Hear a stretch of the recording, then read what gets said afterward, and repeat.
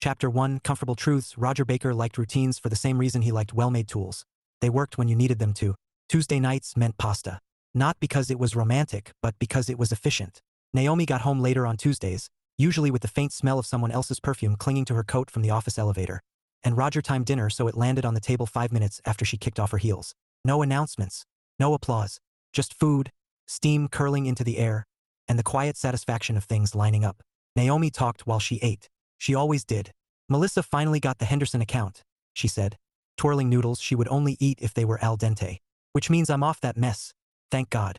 I swear, if I had to explain brand voice to one more grown man. Roger smiled, half listening, half watching the way she leaned back in her chair, relaxed, comfortable in their kitchen. He had learned early that listening didn't always mean interrupting. Sometimes it meant letting the story land where it wanted. That's good, he said when she paused for breath. You've been buried. She nodded, taking a sip of wine. It helps that the team's gotten bigger. That was when she said it. Oh, and Mark started last week. Roger didn't look up immediately. He was cutting bread, his movements automatic. Mark who? There was a fraction of a second. Barely a pause. But Roger noticed those things. My ex. From college. The knife stopped. Roger lifted his eyes to her face. Naomi was still looking at her plate, as if the noodles required supervision. How long did you date? He asked, tone even. 2 years. We were kids. She waved a hand. It ended forever ago. Roger nodded once. He returned to slicing the bread. Okay. She glanced up at him, eyebrows lifting. That's it, he said. She laughed, light and unbothered. I thought you'd at least ask something dramatic, like if he's still hot. Roger smiled. Is he? She snorted. Debatable. They ate. The conversation moved on. Naomi talked about an upcoming pitch. Roger mentioned staffing issues in one of his districts. The night folded in on itself the way it always did. Familiar, easy, unremarkable. But Roger clocked the moment anyway. Filed it away. He had always believed that trust wasn't something you demanded. It was something you observed. People told you who they were whether they meant to or not. You just had to be paying attention. Later that night, Naomi leaned against him on the couch, scrolling on her phone while a half-watched show played. Roger's arm rested around her shoulders. She fit there easily. She always had. You're quiet, she said. Long day, he replied. She hummed, unconcerned, and pressed a kiss to his shoulder before standing. I'm turning in. Early meeting. Roger watched her walk down the hall. He didn't follow right away. He wasn't jealous. That wasn't bravado, it was simply true. Jealousy implied competition, and Roger didn't compete for things that were already his. He had never chased validation, never measured himself against other men. He showed up. He did the work. At his job. In his marriage. That was the deal. Naomi loved that about him. She told him once that being with him felt like standing on solid ground. He intended to keep it that way. The next few weeks passed without incident. Naomi's schedule stayed full. Roger's stayed steady. They met for lunch once. He sent her coffee on a Friday afternoon just because he knew she liked surprises that weren't announcements. She teased him about being predictable. He reminded her that predictability was underrated. Mark existed only as a name, passing reference. Mark's team thinks we should lean younger. Mark says the client hates blue. Each time, Roger responded the same way he responded to everything. Neutrally. Without curiosity. Without suspicion. If there was something to see, he would see it. 2 months later, Naomi mentioned Florida. Just a week, she said, scrolling through emails at the counter. Client wants us on site. Sun, sand, the joy of fluorescent lighting in conference rooms. Who's going? Roger asked. She rattled off names. Mark's came somewhere in the middle. Roger nodded. Have fun. She looked at him again, that same quick check. You're okay with it, right? I'm okay, he said, and he meant it. The first 3 days of the trip were exactly what he expected. They talked every night. Naomi sounded relaxed, energized. She told him about dinners, about a ridiculous bartender, about someone on the team who got sunburned in the shape of their sunglasses. Then the pictures started. At first, Roger smiled at them. Naomi by the ocean. Naomi laughing at a table crowded with plates. Naomi in the pool, hair slicked back, sunlight on her shoulders. Then he noticed Mark. Not once, not twice, but consistently, always close, always beside her, their shoulders touching, their bodies angled toward each other in a way that didn't feel accidental. The pool photo made his stomach go still. Naomi was stretched out on a lounger, wearing a bikini he'd never seen. Mark sat beside her, forearms resting on his knees, head tipped toward her as if she just said something worth hearing. They looked easy, comfortable, happy. Roger set his phone down. He didn't feel angry. He felt clear. He imagined himself in that same position. Imagined posting a picture like that. Imagined Naomi seeing it. He knew exactly how she'd feel. Trust, to Roger, wasn't a shield you hid behind. It was a living thing, and every test mattered. He didn't call her out. He didn't send a message. He finished his dinner, cleaned the kitchen, went to bed at his usual time. But something had shifted, and once Roger saw it, he couldn't unsee it. Chapter 2, Patterns and Proof. If Roger had been asked to explain what changed in the weeks after Mark's name entered their orbit, he would have said nothing. And he would have meant it. The house still woke up the same way. Coffee grinding at 6:30, Naomi padding in barefoot, hair a mess, stealing the first mug even though Roger always poured it for her. They still texted during the day. Still argued lightly about whose turn it was to pick a show. Still laughed at the same dumb commercials. Nothing happened, which was precisely why Roger paid attention. He had learned early in his career that problems rarely announce themselves. Stores didn't fail overnight. Employees didn't disengage in a single moment. Things drifted. Standards softened. Corners rounded themselves off until one day you noticed the numbers didn't add up anymore. Marriage, he suspected, worked the same way. Naomi mentioned Mark occasionally, always in passing, always professionally. Mark rewrote the tagline. Mark thinks the client's scared of risk. It wasn't the content that mattered, it was the consistency. His name came up just enough to be normal. Roger responded the same way every time. Neutral. Interested without being curious. He refused to become the kind of man who interrogated his wife's workday like it was a deposition. Jealousy, to him, was laziness disguised as emotion. On a Friday night, they met friends for drinks. Someone joked about office romances. Naomi rolled her eyes dramatically and said, "Hard pass." Roger caught the way she said it easily, without defensiveness, and filed that away too. At work, Roger stayed busy. One of his districts was underperforming, and he spent long hours coaching a new supervisor who meant well but cut corners. Roger didn't raise his voice. He never did. He just asked questions until the right answer became obvious. "What happens if this goes wrong?" he asked. The supervisor shrugged. "We deal with it." Roger shook his head. "No, you deal with it before it goes wrong." That philosophy followed him home. 2 months after that first dinner conversation, Naomi mentioned Florida like it was nothing. "Week-long trip," she said, sliding into the passenger seat as Roger pulled out of the grocery store parking lot. "Client wants boots on the ground." "Florida boots," he said. She laughed. "Exactly. Tragic." He waited. She continued. "Same team as usual. Couple new faces. And Mark," Roger said, not a question. "Yes, and Mark." She glanced at him, quick and searching. "That's okay, right?" Roger kept his eyes on the road. "Why wouldn't it be?" She hesitated, then shrugged. "I don't know. I just wanted to check." He nodded. "I appreciate that." And he did. Checking mattered. It meant awareness. It meant she understood that certain things, while not forbidden, weren't weightless either.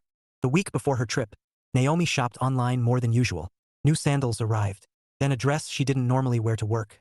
Lighter, brighter. Roger noticed but didn't comment. People packed for trips. Florida required different clothes. The bikini arrived folded into a small, cheerful package. Naomi held it up one evening. "Too much?" she asked, half smiling. Roger looked. It was tasteful. Minimal but not reckless. "Looks like Florida." She grinned. "That's what I thought." They went to bed early the night before she left. Naomi set 3 alarms. Roger kissed her forehead when the first one went off and rolled out of bed to make coffee. At the door, she hugged him tighter than usual. "Wish you were coming," she said. "So do I," he replied. "Bring me back, son." She laughed and promised to try. After she left, the house felt quieter than it usually did. Not lonely, just empty in a way Roger had learned to recognize. He cleaned. He worked out. He ate leftovers standing at the counter. That night, Naomi called from her hotel room. "Travel was a nightmare," she said. "I swear, airports are punishment." "You made it," Roger said. "That's what counts." She told him about the hotel, about the view she hadn't actually seen yet, about the client dinner planned for the next night. Roger listened. He always did. "How's the team?" he asked. "Good," she said easily. "Everyone's in good spirits." Mark made a joke about Florida man. Roger smiled. "Classic."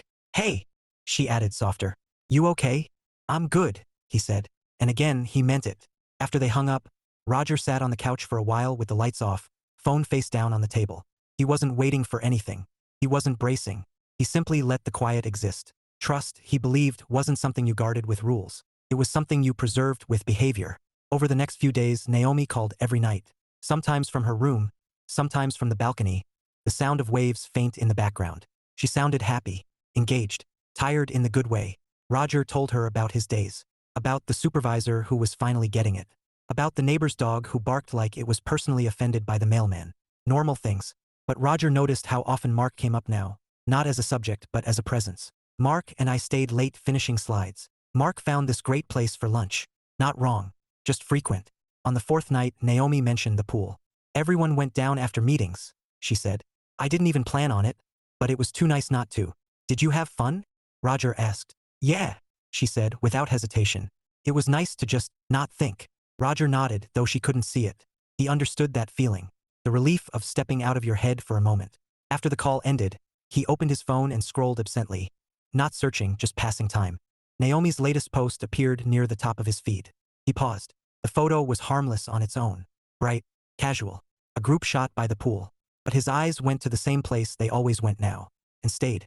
Roger didn't react. He didn't sigh. He didn't feel heat rise in his chest. He felt something cooler. More deliberate. He set the phone down again and stood. Walking into the kitchen to pour a glass of water he didn't really want. People revealed themselves, he thought. Not in what they said, but in what they repeated. And repetition, unlike accidents, was always intentional. Roger went to bed at his usual time. He slept. And somewhere between midnight and morning, without drama or declaration, he accepted that he was no longer just living his marriage. He was observing it. Chapter 3, the week-long test.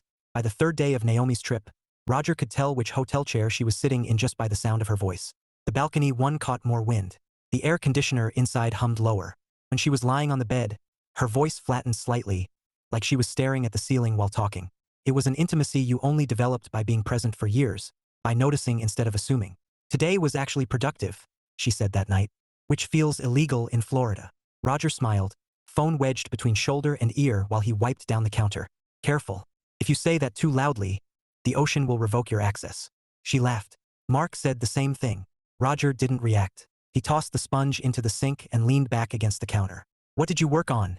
He asked. She launched into it easily, client objections, revised timelines, a meeting that ran long. The story was clean. Logical.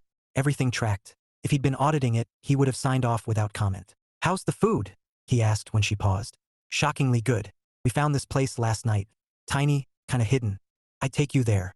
Save it for me, he said. Deal. When they hung up, Roger stood still for a moment, phone warm in his hand. The call had felt normal, comfortable, the way all their calls had always felt, which was why the pictures unsettled him. He didn't go looking for them. He never did. They surfaced naturally, part of the background noise of the world now. He opened his phone to check the weather for the next day, and there it was. Naomi, seated at a long table outside, candlelight flickering. Everyone else blurred into motion, but she was sharp and smiling, leaning toward the person beside her. Mark. Roger studied the image without emotion, the way he'd been trained to look at a spreadsheet when numbers didn't align. He zoomed out. Yes, the rest of the team was there. He zoomed in again.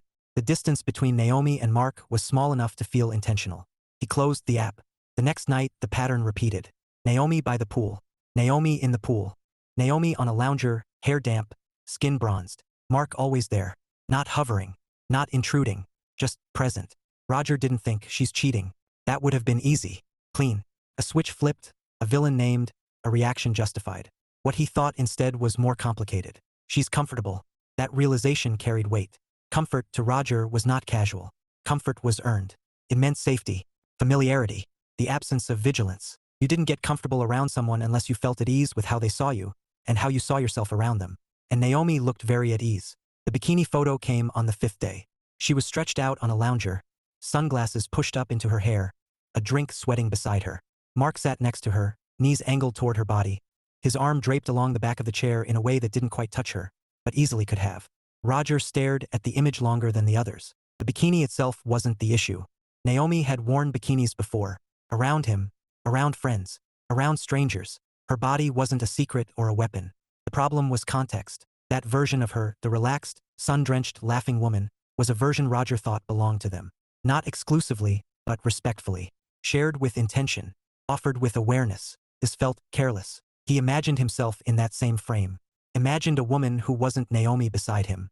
Imagined posting it. He didn't need to imagine her reaction. He could feel it. Not jealousy. Something colder. Disappointment. He set the phone down on the table, face down, and leaned back in his chair. The apartment was quiet except for the low murmur of traffic outside. He realized he was holding his breath and let it out slowly. Trust, he thought, was not blind. Blindness was denial. Trust was vision. That night, Naomi called later than usual. Sorry, she said. We stayed out longer than planned. No problem, Roger replied. She sounded energized, a little flushed. He could picture her sitting somewhere loud, the ocean nearby, music playing. We had drinks after, she added. Nothing crazy. I'm glad you're having fun, he said. And he was. Mostly. There was a pause. You sound tired. Long day, he said, using the same words he always did. She hesitated, as if she wanted to say something else, then didn't. I miss you. I know, he replied. When they hung up, Roger didn't scroll. He didn't reopen the app. He didn't need to. The image had already burned itself into his mind, not as a betrayal, but as evidence. By the end of the week, Roger had reached a conclusion that surprised even him. He wasn't angry with Naomi. He was disappointed in her judgment. That distinction mattered. Anger was reactive. Disappointment was evaluative. Anger asked, "Why did you do this to me?" Disappointment asked, "What does this tell me about you?" When Naomi flew home, Roger picked her up from the airport like he always did.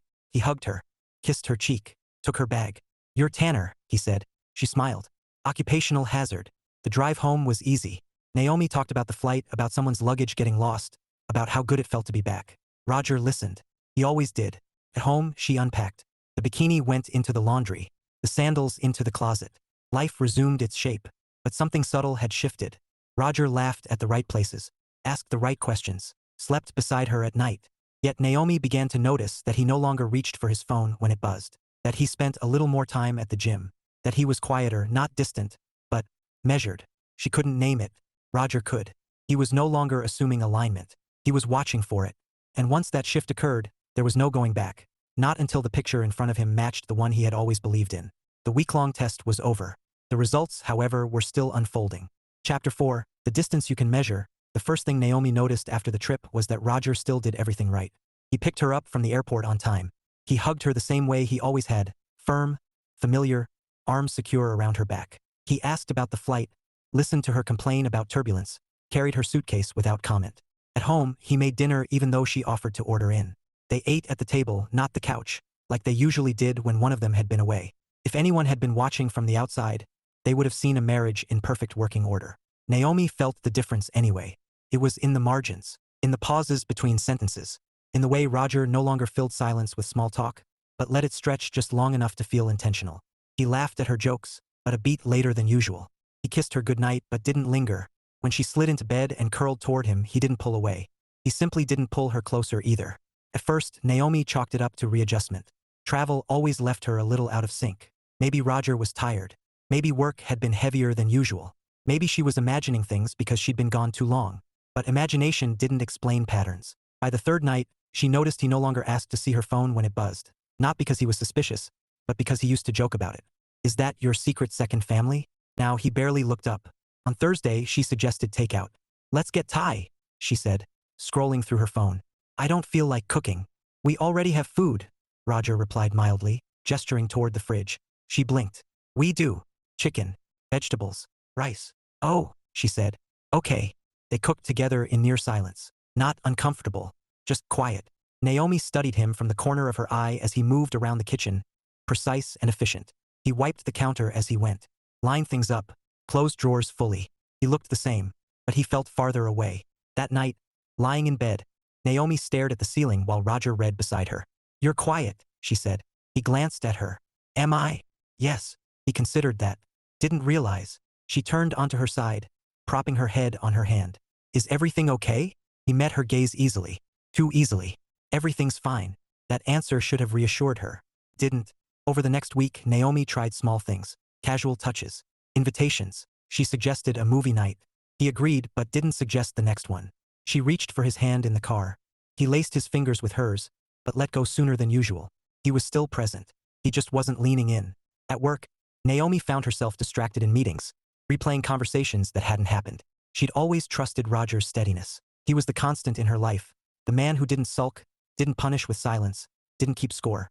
Which was why this unsettled her. If Roger were angry, she could handle that. Anger was loud.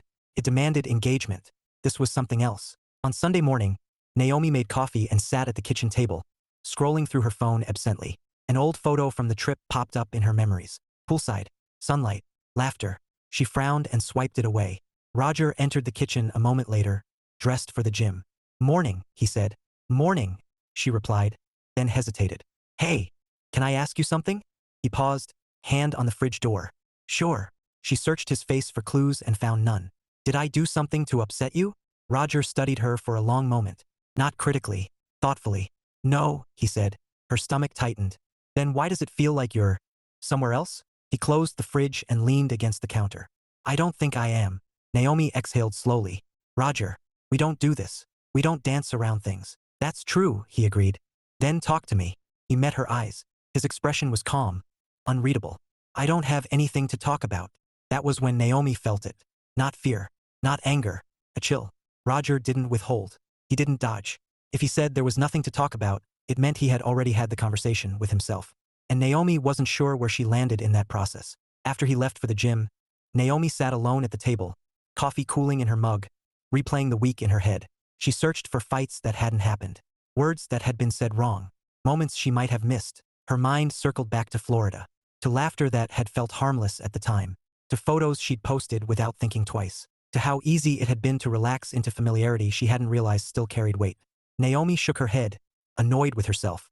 You didn't do anything wrong, she thought. You didn't cheat. You didn't lie. But another thought followed, quieter and harder to dismiss. Did you care how it looked? That afternoon, when Roger returned, she didn't let it go. They sat on opposite ends of the couch, the television on but unwatched. I don't like this, she said finally. Roger muted the TV. What part? This? She said, gesturing between them. You being polite but distant. You saying everything's fine when it clearly isn't. He took a breath. Naomi? No, she interrupted gently. I need you to level with me, please. Roger turned toward her fully then.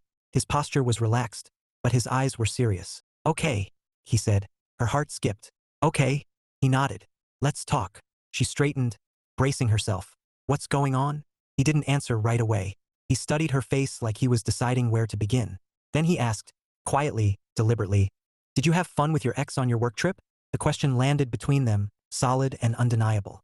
Naomi stared at him for a beat, then laughed, surprised. Is that what this is about? She said, half incredulous. You've been brooding over that? Roger didn't smile. Yes, he said simply. The laughter faded from her face. What are you talking about? She asked. Nothing happened. I didn't say something happened, he replied. Then why, Naomi, he said calmly. I'm not going to argue with you. That stopped her cold. He leaned forward, forearms on his knees, voice steady.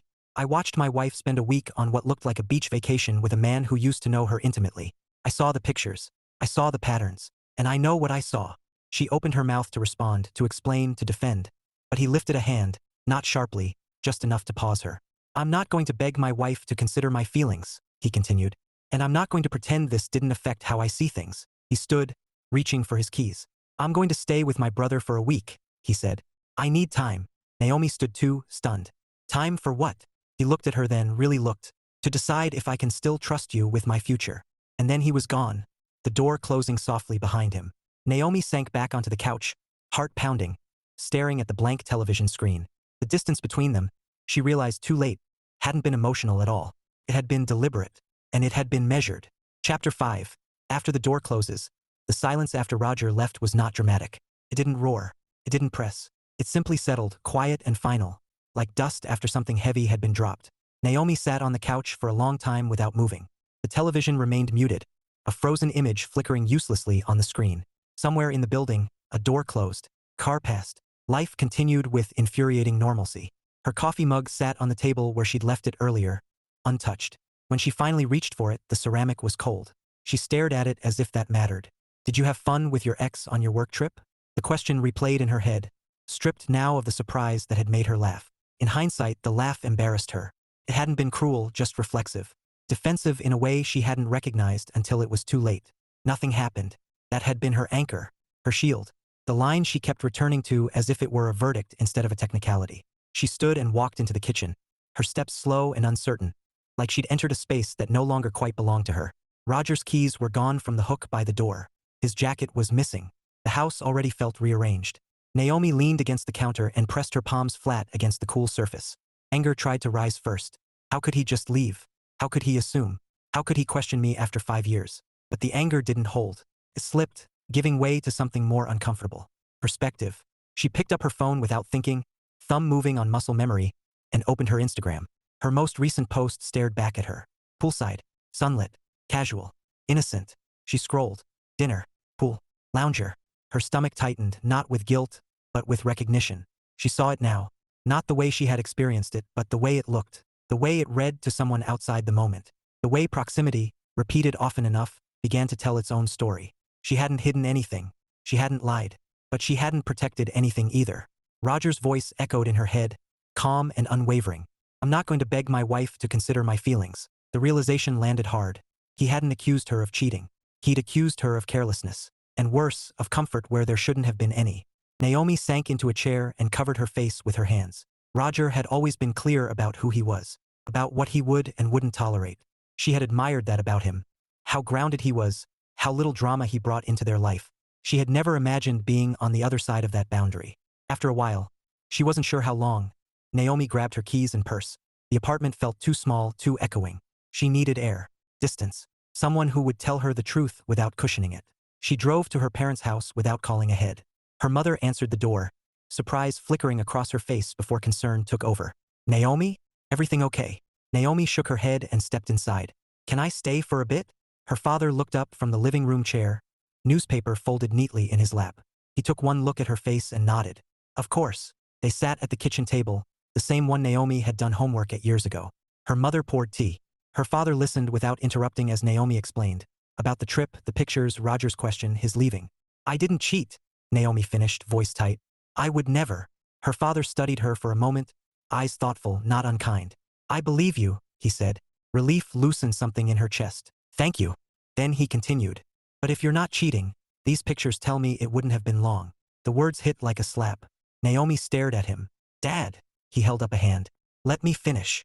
He reached for her phone, which she handed over reluctantly, and scrolled through the images she'd shown Roger without comment weeks earlier.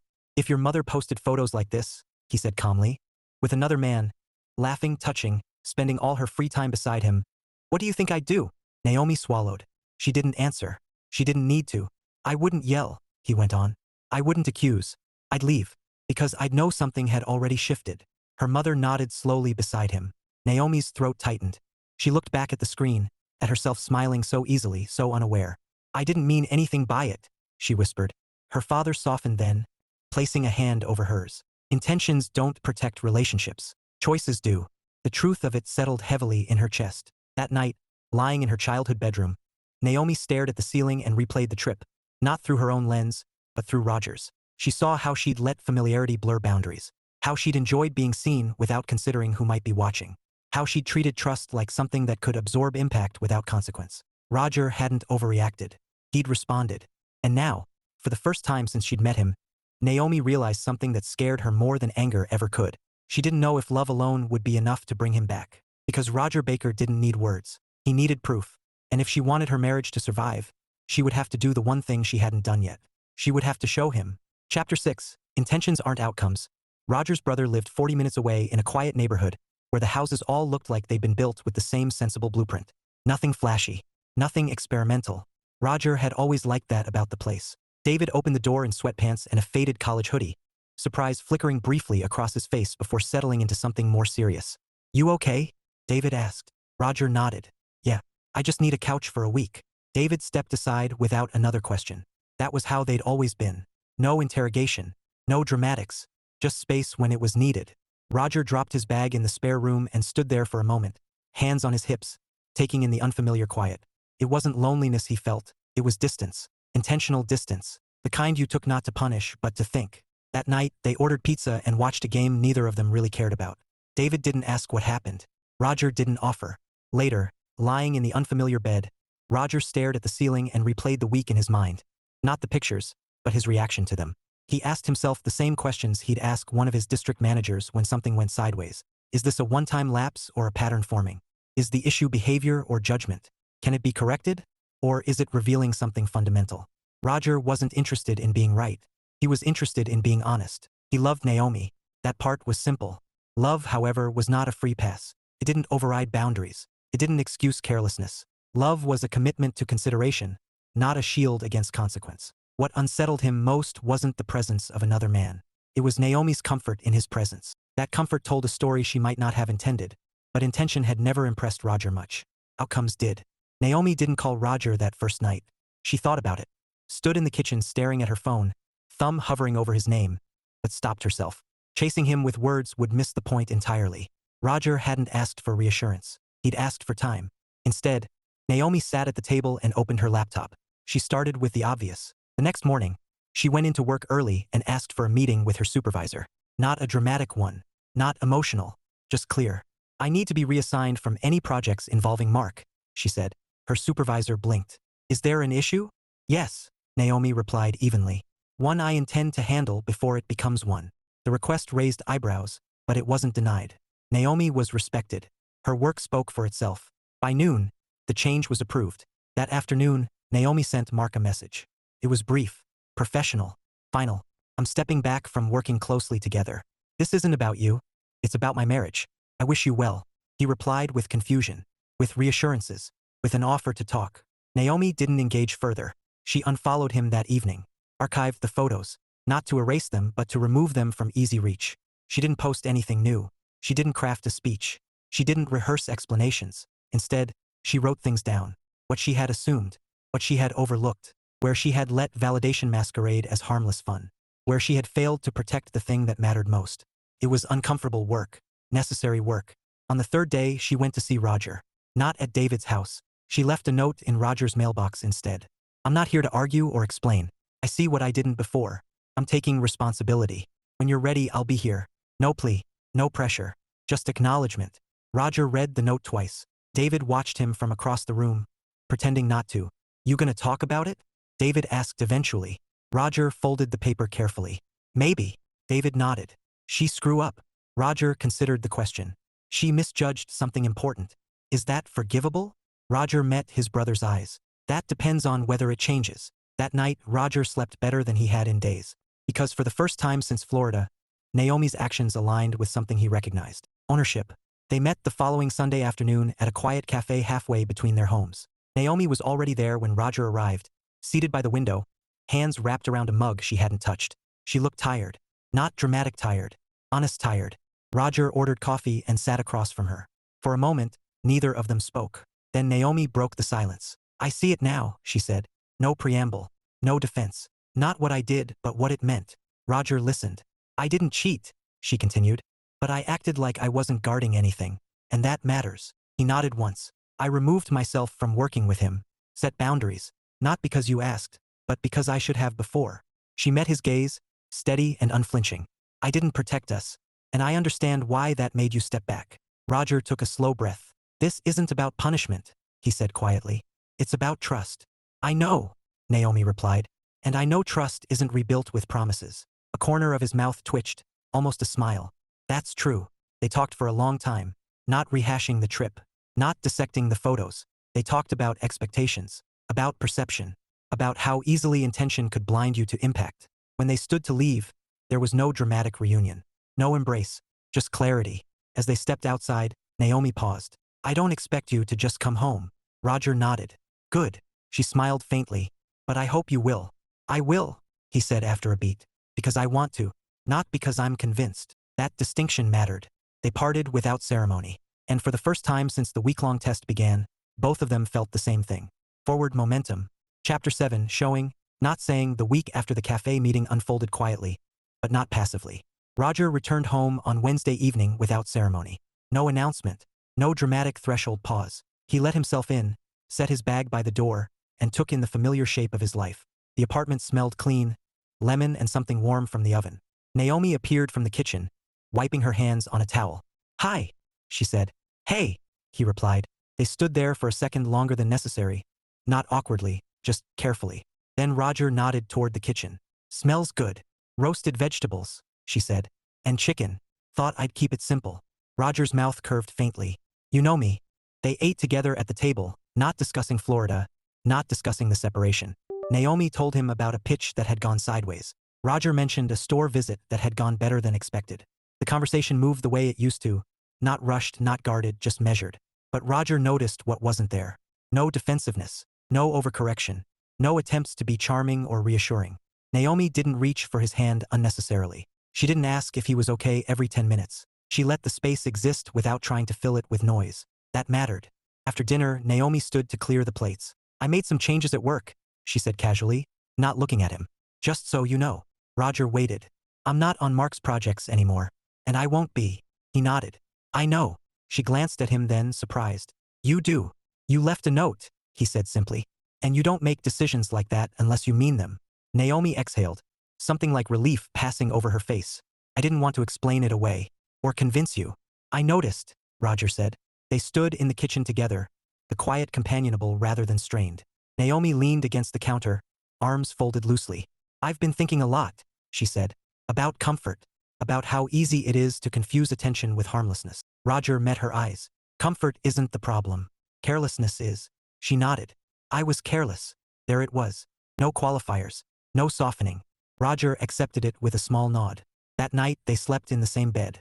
Naomi didn't curl into him immediately. Roger didn't reach out automatically. Somewhere between midnight and morning, they shifted closer, backs touching, then shoulders. It wasn't reconciliation.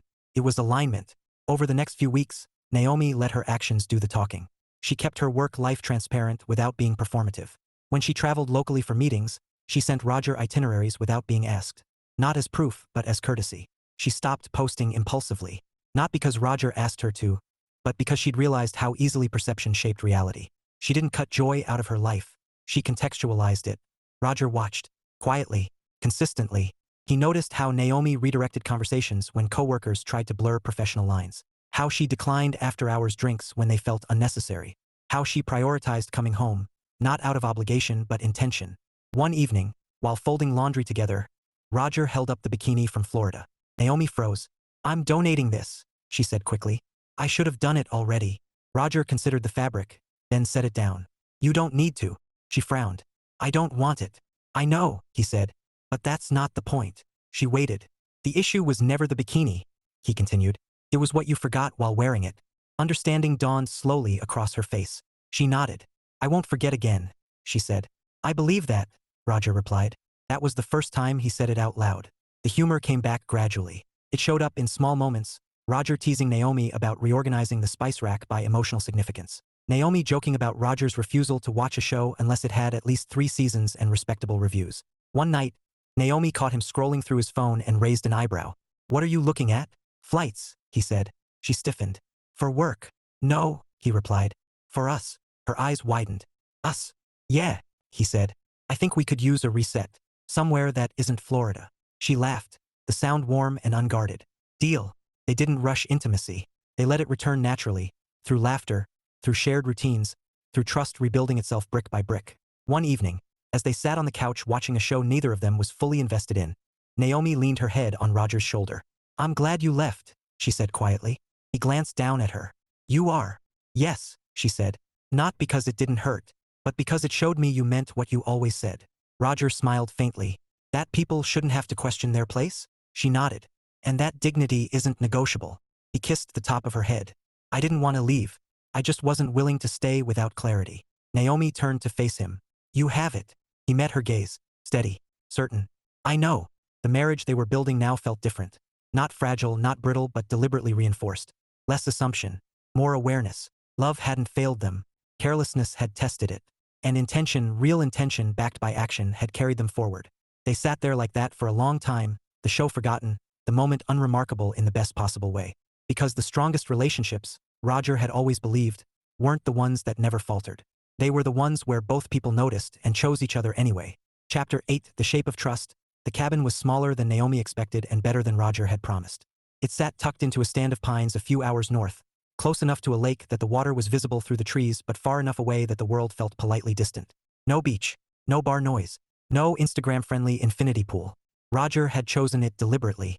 When Naomi stepped inside, she paused, taking in the mismatched furniture, the shelves of dog-eared books, the faint smell of wood and coffee. This place has opinions, she said. Roger smiled. I read the reviews. Apparently the owner believes silence builds character. I already feel morally improved, Naomi replied. They unpacked without ceremony, moving around each other easily. The awkwardness that had once hovered between them was gone now, not replaced by fireworks, but by something steadier, familiar, earned. That evening they cooked together. Roger handled the grill outside while Naomi chopped vegetables inside, windows open to let in the cool air. At one point, she caught herself humming. She stopped, surprised by it. They ate on the small deck as the sun dipped low, the lake reflecting streaks of orange and pink. No phones, no distractions, just food and the sound of water moving gently against the shore. After a while, Naomi set her fork down. Can we talk about something? She asked. Roger nodded. We've been pretty good at that lately. She smiled faintly. I know. This This feels like the right place. He waited. Naomi took a breath. I want to be clear about something.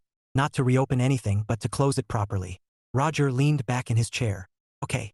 When you asked me that question, about whether I had fun with Mark, I laughed because I thought the issue was jealousy, she said. I didn't understand that it was about position, about how secure you felt in our marriage. That's fair, Roger said. I could have explained it sooner. She shook her head. You shouldn't have had to. They sat with that for a moment, the air between them calm. I've always loved that you don't play games, Naomi continued. That you say what you mean and leave room for people to meet you there. I forgot that clarity goes both ways. Roger studied her face, the sincerity there unforced. I don't expect perfection, he said. I expect awareness. I know, she replied. And I'm not asking you to forget what happened. I'm asking you to see what came after. I do, he said simply. Naomi's shoulders relaxed, a tension she hadn't realized she was holding finally easing. They cleaned up together, then settled on the couch inside, a blanket thrown over their legs. The cabin creaked softly, as if settling into the night with them. Roger flipped through a book on the coffee table. Apparently the owner also believes board games are a test of moral fiber. Naomi peeked at the box he held up. Oh no, Monopoly? Worse, he said gravely. Uno. She laughed, genuine and loud. You're on. But I'm warning you. I'm ruthless. I've seen your spreadsheets, Roger said. I know. They played until Naomi accused Roger of cheating, which he denied with such calm confidence that she started laughing too hard to continue the argument. Somewhere between the third and fourth game, she leaned into him without thinking. Roger's arm came around her automatically. The contact felt easy, right? Later, lying in bed, Naomi stared at the ceiling, the quiet pressing in around them. Not uncomfortably, but completely. Roger, she said softly. Yeah. Thank you for leaving. He turned his head toward her. You said that before. I know, she replied. I just wanted to say it again, because I understand it better now. He reached for her hand, lacing their fingers together. Thank you for staying. For real. She squeezed his hand. I'm not interested in additions. A smile tugged at his mouth. Good. Castings closed. They fell asleep like that, hands linked, the past no longer looming but settled, acknowledged, integrated. The next morning, they woke early and walked down to the lake with coffee mugs in hand. The water was still, mist hovering just above the surface. Naomi leaned against Roger's shoulder. This feels like us. It is us, he said. Just sharpened. She laughed softly. We should probably take a picture. Roger raised an eyebrow. Careful. She smiled up at him. For us, not for anyone else. He considered that, then nodded. Okay. They took one photo, nothing dramatic. Just the two of them, bundled up, coffee in hand, the lake behind them. Naomi didn't post it. She didn't need to, because trust, they had learned, wasn't about what you showed the world. It was about what you protected when no one was looking. As they walked back toward the cabin, Naomi slipped her hand into Roger's. He squeezed it once, and together, without rush or doubt, they stepped into the life they had chosen, again. Chapter 9. What remains. 3 months later, Tuesday night still meant pasta. Not because anything had reverted, but because some things deserved to be kept. Roger stood at the stove stirring sauce while Naomi leaned against the counter, scrolling through her phone with an expression that suggested mild outrage. Someone just posted a 15-slide story about their morning routine, she said. 15. Roger glanced over. Did it include brushing teeth? Yes. Then it's educational. She snorted and locked her phone, setting it face down. I'm officially tired of watching people perform their lives. Roger smiled. Welcome to the club. We meet weekly. Very exclusive. We don't post about it. She grabbed a spoon and tasted the sauce. Needs salt. He handed her the grinder. She added some, then tasted again, nodding approval. They moved around each other easily, like people who had relearned the rhythm of a familiar song. Not by memorizing it, but by listening again. A lot had changed since the cabin, and somehow very little had. Mark no longer existed in their daily orbit. Not because of hostility, but because relevance had expired. Naomi's work had shifted. She was leading a new team now, one that required travel of a different sort, shorter, more focused. When she did travel, she checked in without it feeling like a report. Roger received the information without scanning it for meaning. Trust, restored, had stopped asking to be proved. They ate at the table, candles lit out of habit rather than occasion. How was your day? Roger asked. Naomi smiled. Good. Long, productive. I shut down a terrible idea in a meeting without apologizing for it. Roger raised his glass. Growth. She clinked hers against his. How about you? Store in Joliet finally turned around, he said. Same supervisor. Different standards. She nodded. Funny how that works. They finished eating and lingered, neither in a rush to clear the table. Outside, the city hummed. Inside, everything felt settled. Later, they sat on the couch, Naomi's feet tucked under Roger's thigh, a show playing softly in the background. You know, Naomi said, I've been thinking about something. That's rarely ominous, Roger replied. She smiled. About what you said, early on, that people in loving relationships shouldn't have to question their place. Roger nodded. Still true. I used to think that meant reassurance, she continued, like constant affirmation, words. And now I think it means behavior that doesn't create questions in the first place. Roger looked at her, impressed despite himself. That's exactly what it means. She leaned her head against his shoulder. I don't want us to ever need dramatic conversations again. He chuckled softly. No promises. Life's persistent. I know, she said, but I want us to notice earlier. We will, he replied. We already are. They sat quietly for a moment. Roger, Naomi said. Yeah, thank you for trusting me again. He considered that, then corrected gently. I didn't stop trusting you. I stopped assuming. She nodded, accepting the distinction. Thank you for letting me earn clarity. He kissed her temple. You did the work. On a Saturday morning not long after, they hosted friends for brunch. The apartment buzzed with noise and laughter. Someone spilled coffee. Someone else debated the ethics of bottomless mimosas. Naomi moved through the space easily, greeting people, refilling glasses. Roger watched her from the kitchen, noting the way she moved, confident, relaxed, grounded. David clapped Roger on the shoulder as he passed. You two look good. Roger smiled. We are. Later, after everyone left and the dishes were stacked neatly in the sink, Naomi flopped onto the couch with a dramatic sigh. Social battery. Dead. Roger sat beside her. You did great. She glanced at him sideways. You know, a year ago I probably would have posted a picture of this. Caption about hosting. And now, she said smiling. I don't feel the need. He nodded. That's usually a good sign. She reached for his hand. You're still not jealous, right? He laughed. Never was. Good, she said. Because Melissa's husband flirted with me over orange juice. Roger raised an eyebrow. Did he now? I shut it down, she added quickly. Professionally, kindly, with distance. I'm proud of you, Roger said, not teasing. She squeezed his hand. I know. That night, lying in bed, Naomi turned toward him. Do you ever think about how close we came to something else? She asked quietly. Roger thought for a moment. I think about how close we came to seeing something important. She smiled. That's a very you answer. Accuracy matters, he replied. She traced a slow circle on his chest. I don't want to be careless again. I know, he said. And if I ever am, you'll notice, he finished. And so will I. They lay there in the dark, comfortable, certain. Marriage, Roger had learned, wasn't about avoiding tests. It was about responding to them with integrity, with clarity, with the willingness to walk away from what diminished you, and the courage to stay when growth was possible. In the morning, Naomi woke first and padded into the kitchen. She made coffee, poured 2 mugs, and set one beside Roger's spot at the table. When he joined her, she slid the mug toward him. Tuesday night pasta tonight? She asked. He smiled. Always. And as they sat there together, sunlight spilling across the table, it was clear that what remained between them wasn't the absence of doubt, but the presence of something stronger. Tension, respect, and a love that no longer relied on assumption to survive.